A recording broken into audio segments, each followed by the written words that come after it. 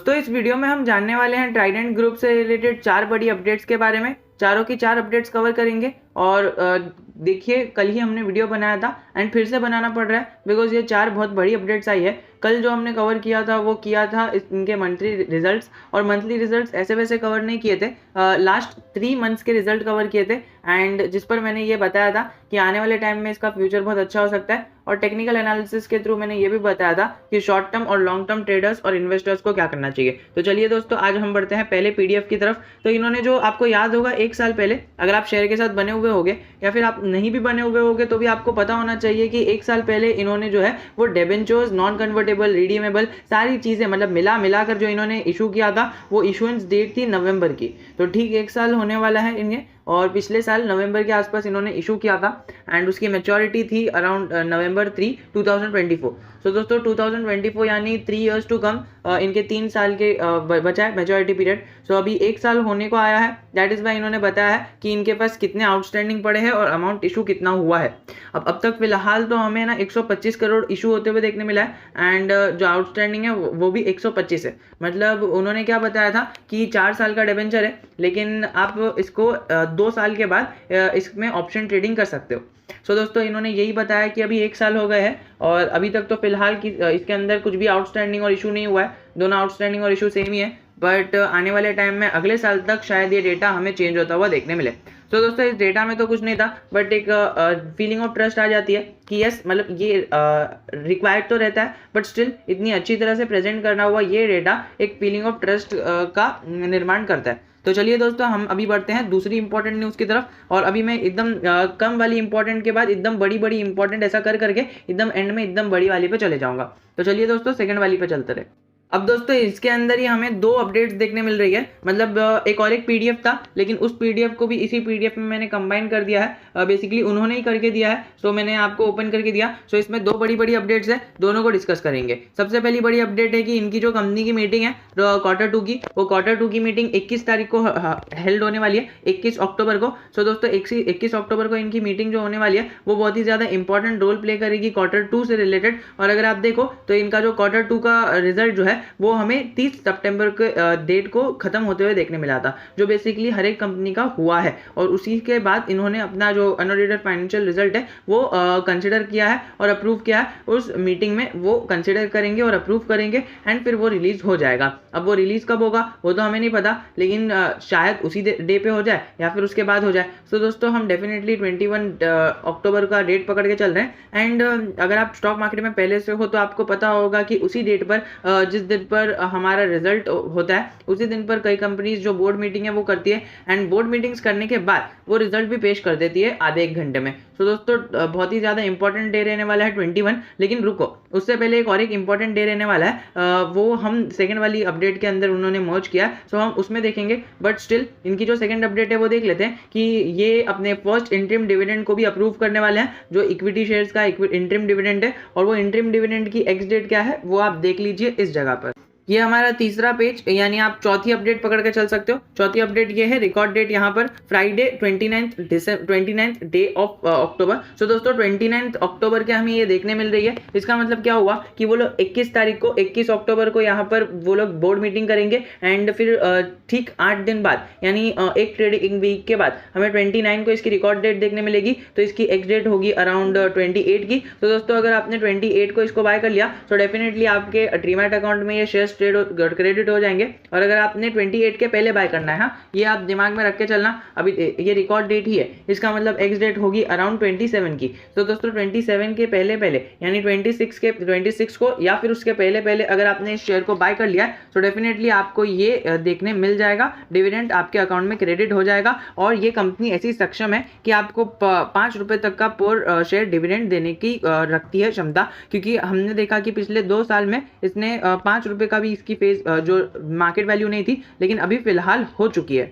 सो दोस्तों आपकी स्क्रीन के सामने इनका जो चार्ट है वो है मैक्स चार्ट पैटर्न। देखो एक बार में तो वो है ना 1 रुपए के अंदर भी चले गया था 2013 के अंदर, लेकिन अगर आप देखो तो इसके पहले भी कोविड के टाइम पर ये 3-4 रुपए पर ट्रेड होता था। अभी अगर कंपनी चाहे तो 3-4 रुपए का आपको डिविडेंड या फिर बोनस भी दे सकती है, क्योंकि अभी कंपनी बैठी है 40 रुपए पर। और आने वाले टाइम में अगर रिजल्ट अच्छा आता है, जो डेफिनेटली संभावना है अच्छा आएगा, तो आपको 40 से 50 का लेवल आराम से हमें देखने मिल सकता है। तो अगर आप इधर भी देखो ना, इनके जो रिजर्व्स है वो रिजर्व्स भी बहुत अच्छे से पड़े, तो अगर कंपनी चाहे तो आपको डिविडेंड जो है बहुत ज़्यादा अच्छी तरह से दे सकती है। अगर आप देखो तो रिजर्व्स कंटिन्यूस बेसिस पे इसके इंक्रीज हो रहे थे। जो इनके रिजर्व्स पहले थे, पहले 2010 का डेटा है, रिजर्व्स हमें 280 करोड़ के 2010 के टाइम पर देखने मिल रहे थे, और अभी वही बढ़कर 10 गुना हो चुके हैं। ये भी एक अपडेट है, तो 2807 करोड़। इसके ऊपर आने वाले टाइम में मैं वीडियो बनाऊंगा 10 साल में 10 गुना रिजर्व, जो एक बहुत ही ज़्यादा अच्छी बात हो जाती है। 280 करोड़ का 2010 में था, और 2021 के अंदर 800 करोड़ का। तो दोस्तों ये एक बड़ी अचीवमेंट है जो स्टॉक ने अचीव करी है। और वहीं पर अगर हम देखें पिछले 3 क्वार्टर से, पिछले 3 साल से 2,500 करोड़ का जो रिजर्व था उसको कम करके 2,000 कर दिया, फिर 2,000 का कम करके 1,500 कर दिया। अभी क्या पता अगले साल जो रिजल्ट आएगा मार्च क्वार्टर का, फाइनेंशियल ईयर 2021 और 2022 के खत्म होने का, तो दोस्तों डेफिनेटली हमें ये 1,500 से 1,000 करोड़ के नीचे नीचे जाते हुए देखने मिलेगा, जो एक कंपनी के लिए अच्छी बात होगी। 500 करोड़ का उनके पास जो है वो निकाल देंगे डेट में से। तो दोस्तों ये हर एक क्वार्टर में होता है। सो अगर आप पकड़ो तो ये एक्सपेंसेस है ना, हर एक क्वार्टर में अराउंड 100-200 करोड़ का ये लोग निकाल कर चलते हैं, 100-150 करोड़ का, ताकि वो at the end of the year borings को भर सके। और दोस्तों एक और एक इंपॉर्टेंट बात मैं आपको बताना चाहूंगा कि इनके जो रिजर्व्स है वो भी कंटिन्यूस बेसिस पर इंक्रीज हो रहे हैं। तो आने वाले टाइम में अगर ये कंपनी अराउंड 100 तक चली जाती है, तो ये कंपनी आपको बोनस देने की भी सक्षमता रखती है। तो अगर आपको बोनस मिलता है तो क्या आप बोनस के लिए इसके अंदर और थोड़ा सा निवेश करना चाहोगे? मुझे कमेंट सेक्शन में ज़रूर बताना। और अब हम बढ़ते हैं इसके डिविडेंड पे आउट की हिस्ट्री की ओर। तो दोस्तों ऐसा है ना कि इसने डिविडेंड भी बहुत अच्छा पे किया है, और अगर आपको कोई अच्छी कंपनी चाहिए जो आने वाले टाइम में फ्यूचरिस्टिक मल्टीबैगर बन सकती है, तो you can do consider checking out Trident, because Trident है ना आपको डिविडेंड रिच स्टॉक भी देखने मिलता है। कि इसकी एक खूबी नहीं है, इसकी कई सारी खूबी है। पहली खूबी तो ये है कि ये एक मिड कैप क्वालिटी का स्टॉक है, इससे पहले स्मॉल कैप क्वालिटी का स्टॉक था। और अभी इसकी एक और एक खूबी देखने मिलती है कि ये मिड कैप क्वालिटी का स्टॉक तो है, लेकिन एक और एक है कि डिविडेंड भी बहुत अच्छा पे करता है, एंड टाइम टू टाइम अपने स्टॉक इन्वेस्टर्स को डिविडेंड पे आउट करके देता है, जो किसी भी स्टॉक के लिए एक बड़ी बात हो जाती है कि खुद का तो ग्रोथ करना ही है, उसके ऊपर से है ना जो कंपनी के शेयर होल्डर्स है उनका भी ग्रोथ करना है बाय गिविंग देम डिविडेंड्स। तो दोस्तों डिविडेंड देना एक अच्छी बात हो जाती है, लेकिन कंपनी उसके साथ साथ ग्रो भी कर रही है, ये आपको ध्यान में रख के चलना है। कंपनी ग्रोइंग मोड में है, लेकिन फिर भी डिविडेंड देकर अपने जो इन्वेस्टर्स है उनको शांत रख रही है, ताकि उनके इन्वेस्टर्स भी खुश रहे और कंपनी ग्रो भी कर रही है। और दोस्तों ये इससे ही हमें मैनेजमेंट का जो है वो टेक्निक देखने मिलती है। एंड मैंने पहले भी कहा है कि ये देखिए, ये जो ऐसी ग्रोथ आती है ना, ये मैं आपको कुछ 1 साल पहले की डेटा बता रहा हूँ, ये ऐसी ग्रोथ जब भी आती है ना, ऐसी लंबी ग्रोथ, तब हमें एक कंसोलिडेशन फेज देखने मिलता है। और वहीं पर अगर आप देखो तो फिर से इधर लंबी ग्रोथ आई और अपने 50 डे मूविंग एवरेज के पास दूर चले गया, और फिर से हमें इसके अंदर एक कंसोलिडेशन देखने मिला, देन लंबी ग्रोथ, फिर कंसोलिडेशन। तो दोस्तों अभी फिलहाल का क्या माहौल चल रहा है वो तो आपकी स्क्रीन के सामने है, कितनी लंबी ग्रोथ आ चुकी है, और 50 डे मूविंग एवरेज देख लेना किधर है। तो दोस्तों मैं आपको डिग्रेड नहीं कर रहा, लेकिन आप देख लेना, ये पिछले कुछ अराउंड ये 15-20 दिन के अंदर ही हुआ है, कुछ 2 हफ्ते के अंदर ही हुआ है, 1.5-2 हफ्ते के अंदर। दैट इज वाई मैंने अपनी पिछली वीडियोस के अंदर यही बताया था कि इसके अंदर हमें अभी थोड़ी सी एक संभाल कर चलना है। इसका मतलब ये नहीं कि प्रॉफिट बुकिंग करना है, बिकॉज देखिए ये 50 डे मूविंग एवरेज के आसपास ट्रेड नहीं कर रहा है, 50 डे मूविंग एवरेज के बहुत ज्यादा दूर चले गया है, और वो भी लंबा दूर चले गया है। तो दोस्तों इसने बहुत लंबा उछाल मारा है, एंड वॉल्यूम्स जिस तरह से डिक्रीज हो रही है, हमें तो इसके अंदर फिलहाल तो इसके अंदर थोड़ा सा नेगेटिव या फिर प्रेशर माहौल देखने मिल सकता है। और अगर देखिए रिजल्ट आने के बाद भी प्रेशर में रहता है, बिकॉज स्टॉक एएसएम में भी चला गया है। इनको रोकने के लिए इन्होंने एएसएम में डाला,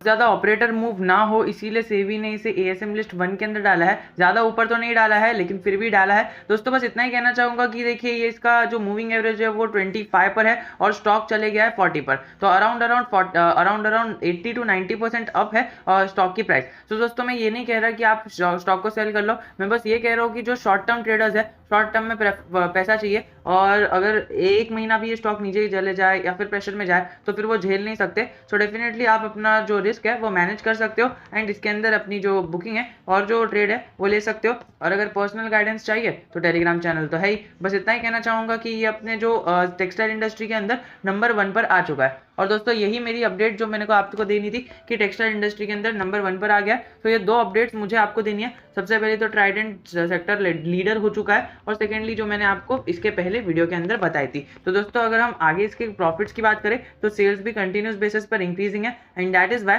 we are looking forward for a good future for Trident. And Trident आने वाले टाइम के अंदर अच्छा परफॉर्मेंस दे सकता है। अगर आप बात करें इसके कामकाज की भी तो यार्न बिजनेस के अंदर लीडिंग मैन्युफैक्चरर है। बात लाइनिन बनाता है, जो अभी हमने पिछले वीडियो के अंदर देखा था उसके मंथली रिजल्ट के अंदर बात लाइनिन के अंदर भी कितनी बढ़ोतरी आई थी, बेड लाइनिन के अंदर भी कितनी बढ़ोतरी आई थी। थोड़ा सा हमें है ना इसके अंदर जो है कैप्टिव पावर और केमिकल्स के अंदर थोड़ी सी एक माइल्ड सी नेगेटिविटी देखने मिली थी, लेकिन फिर भी वो एक चल जाता है। ओवरऑल क्वार्टर ऑन क्वार्टर में बड़ा अच्छा परफॉर्मेंस है, और अगर ईयर ऑन ईयर को पकड़ो तो क्या कहने, बहुत अच्छा परफॉर्मेंस है। सेल्स में इंक्रीमेंट है, प्रॉफिट में इंक्रीमेंट है, और सारी चीजें हमें इसके अंदर अच्छी और 100% श्योर देखने मिल रही है। 20,000 करोड़ के मार्केट कैपिटलाइजेशन को पकड़ने वाला है। दोस्तों पिछली बार जब ये 10,000 करोड़ के मार्केट कैपिटलाइजेशन को पकड़कर अपने मिड कैप जर्नी को शुरुआत की थी इसने, तभी भी हमने वीडियो बनाया था, और अभी फिर से इसने अपना जो मिड कैप क्वालिटी की जर्नी चालू की थी उससे डबल हो चुका है। तो इसके पहले जब ये आधा था, यानी अराउंड पकड़ लीजिए आप अराउंड 19-20 के आसपास, तब जाकर इसने अपना जो है मार्केट कैपिटलाइजेशन है 10K कर दिया था, 10K और अभी ये 20K के बहुत ज़्यादा नज़दीक है। तो डेफिनेटली आप चाहो तो ये इसको 19K का 20K करा सकते हो, और अगर आप चाहो तो इसके अंदर लॉन्ग टर्म के लिए अभी थोड़ा सा इसके अंदर अगर ट्रेडिंग होती है तब जाकर आप इसके अंदर पोजीशन बना सकते हो। शॉर्ट टर्म ट्रेडर्स को ध्यान रख के चलना है, और सेकेंडली जिसको फ्रेश बाय करना है अभी एएम ऑर्डर्स मत लगाए, मेरा यही मानना है एएम ऑर्डर्स मत लगाए। अगर ये स्टॉक के अंदर बाइंग सेलिंग चालू हो जाती है तब जाकर इसके अंदर आप ऑर्डर लगा सकते हो, वरना ऐसा भी हो सकता है कि ये स्टॉक सीधा नीचे चले जाए। दोस्तों दोनों प्रोबेबिलिटी है, स्टॉक बहुत भाग चुका है, और आने वाले टाइम में दिवाली तक के टारगेट मैं इसके बता रहा हूँ, मैं खुद बता रहा हूँ 50 है, लेकिन उसके पहले अगर एक आध हफ्ते तक ये इसके अंदर ट्रेडिंग हो जाती है, या फिर एक आध हफ्ते तक थोड़ा सा साइडवेज रहता है, तब जाकर आपको इसके अंदर बाइंग करनी चाहिए। अपर सर्किट में आप किसी भी बड़े गुरु या फिर स्टॉक मार्केट एडवाइजर किसी के पास भी चले जाना, या फिर आपके फेवरेट यूट्यूब चैनल वालों को भी पूछ लेना, तो सब लोग यही कहेंगे कि अपर सर्किट में कभी भी एएम ऑर्डर्स मत लगाना। डेफिनेटली मैं भी यही कह रहा हूँ कि अपर सर्किट में कभी भी बाइंग मत करना, और अपर सर्किट में अगर आप चाहो तो सेलिंग कर सकते हो, बट सेलिंग की कोई भी अभी इसके अंदर गुंजाइश ही नहीं है। जिसने भी लोअर लेवल पे लेके रखा है लेके बैठे रहना, बहुत ही नसीब वाले हो आप कि आपके पास लोअर लेवल पर ट्राइडेंट बैठा है। सेक्टर लीडर स्टॉक के अंदर आंख बंद करके भरोसा रखना रहता है, तो डेफिनेटली हम इसके साथ भी चल सकते हैं। तो चलिए दोस्तों आज के लिए इतना ही था। उम्मीद करता हूँ कि आपको वीडियो और अपडेट सारी चीजें पसंद आई होगी, और आपने ये नोटिस किया था या नहीं किया था मुझे कमेंट सेक्शन में जरूर बताना कि ट्राइडेंट लिमिटेड ने अपना जो सेक्टर लीडर का ताज है वो हासिल कर दिया है। तो दोस्तों we will be meeting in our next video, until then जय हिंद जय भारत। और ऐसे ही आपको अगर कुछ भी डाउट है, Telegram channel is always open for you, और उसके अंदर आप कमेंट भी कर सकते हो। तो ये नया फीचर आपको कैसा लगा मुझे बता दें।